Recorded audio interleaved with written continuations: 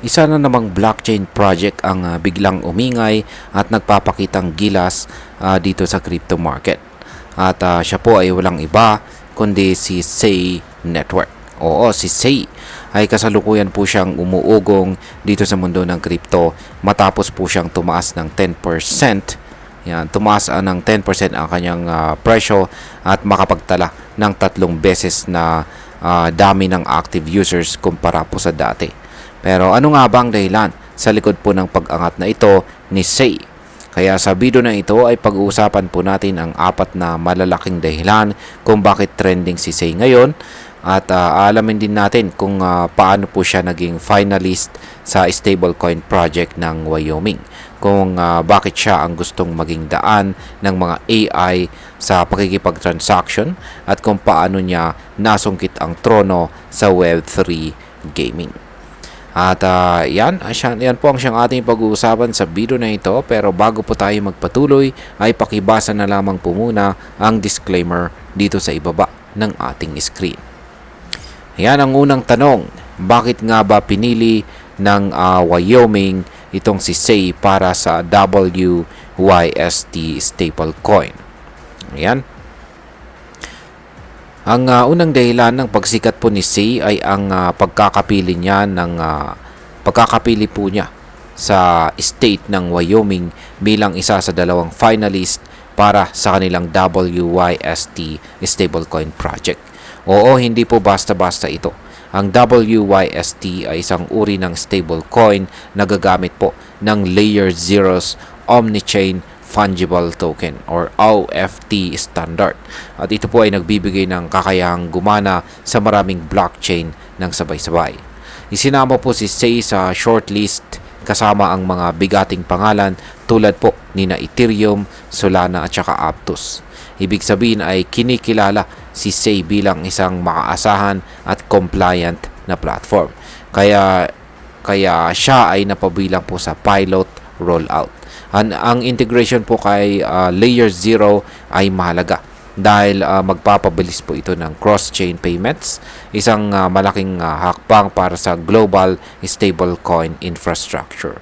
Kaya sa simpleng salita, parang kinilala po itong si Sei bilang isa sa mga pwedeng maging daan ng pera sa buong blockchain ecosystem at isa itong malaking karangalan. Yan ang pangalawa. Ayan. Ay ang koneksyon ni Sei sa lumalaking AI economy. Kaya yan, pangalawa ay gustong maging visa ng AI ni Sei.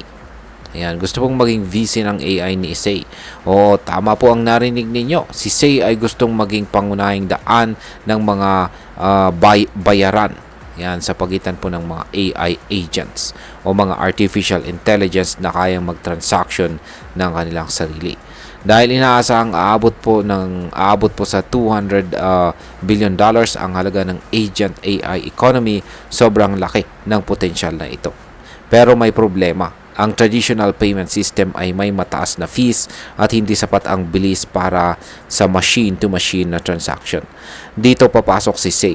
Dahil sa kanyang Sei Gaiga infrastructure, kaya po niyang mag-settle ng transactions ng ultra low cost na halos wala pa sa 1 sentimo. Para po itong hiwalay para sa mga robot na gustong magbayad sa isa't isa at walang traffic or delay.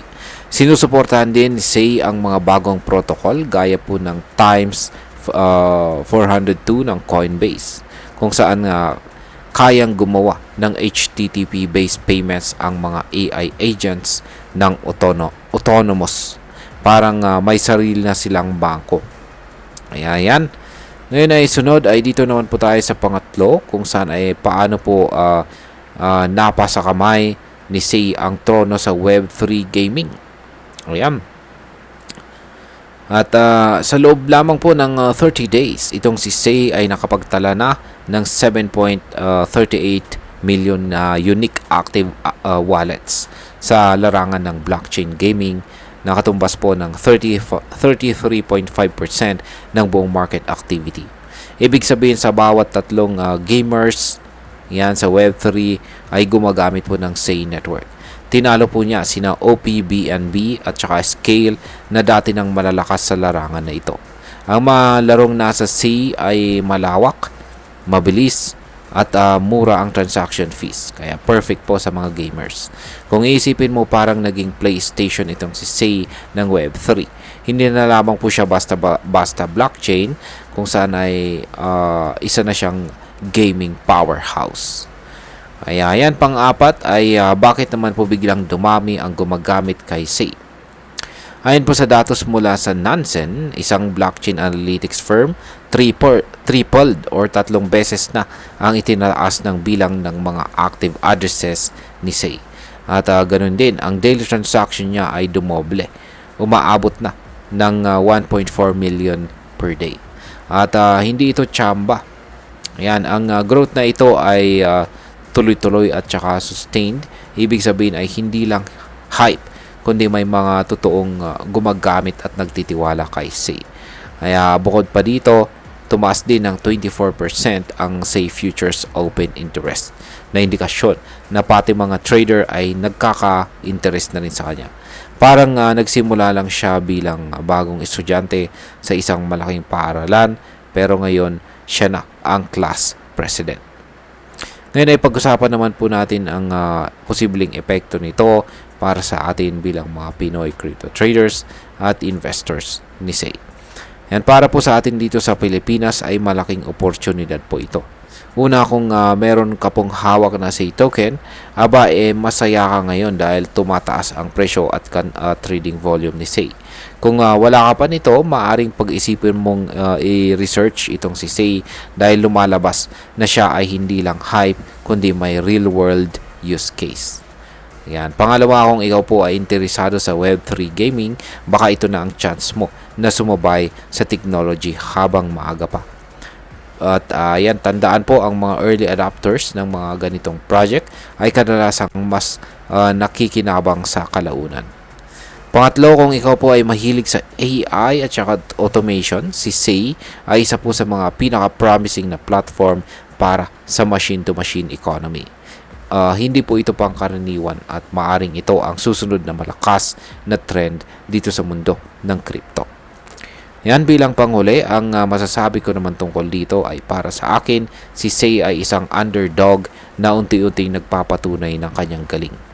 Hindi man siya kasing sikat ni Ethereum at Solana noon, pero ngayon unti-unti na po siyang lumalaban sa mga higante. Ang pinaka nakakatawa, marami po siyang pinapatunayan sa real world adoption, ang stable coins, AI, gaming at saka growth. Pero paalala lang mga ka-crypto, may research pa rin tayo, mag-research pa rin po tayo ng mabuti bago sumabak sa kahit anong investment. Hindi po porket trending at sigurado na ang kita, laging tandaan ang risk management at wag po natin itong katakutan. At ayun, hanggang dito na lamang po tayo sa video na ito mga crypto. Marami pong salamat sa panonood. Ingat po tayo lagi at God bless po sa ating lahat.